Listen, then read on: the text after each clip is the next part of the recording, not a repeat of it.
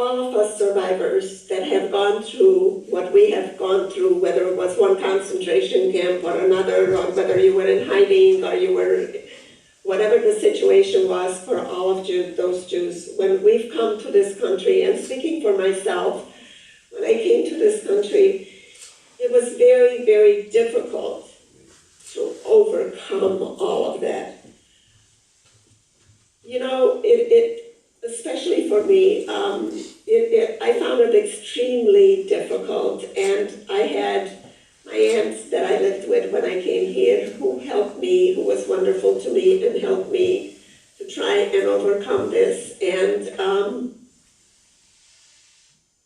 I was always this little girl that stood in the corner that was shy because I was ashamed of my language, I was ashamed of who I was ashamed of coming here as the Greener and immigrating to this country, and people looked at us in a different way. And I remember my aunt who really raised me when I came here, and her thing was if she ever wanted to discipline, she had 3 children, if she wanted to discipline us, she didn't do it out loud, but she would ask us to go to lunch with her, took us to lunch in a restaurant, and we knew we did something wrong. And so I remember sitting with her, and she told me, you need to remember who you are and what you are. You can't become someone else. If someone else doesn't like the way you look, or the way you speak, or the way you wear your hair, or whatever the situation is, it's their problem. It's not your problem. It's their problem. You need to adapt yourself, or the word is, I guess, adapt yourself to living in this country and become this person that you are. And I believe that she's the one that truly helped me overcome a lot of this.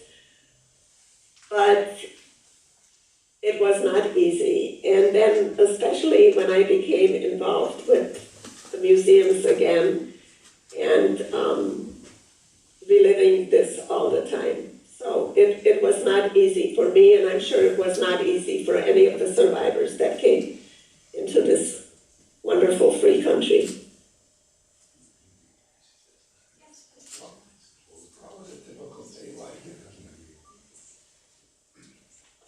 What was life like in the camp?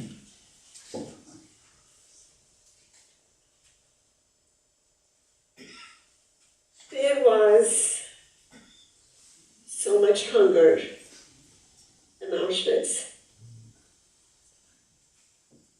We were literally starving.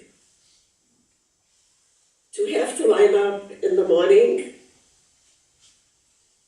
for the morning breakfast, which consisted, I remember, of a black cup of coffee. Sometimes they would give us a small piece of bread. Sometimes we would get the bread at the end of the day, and we would all have to share it. Sometimes we would get soup. In the beginning, I couldn't eat the soup.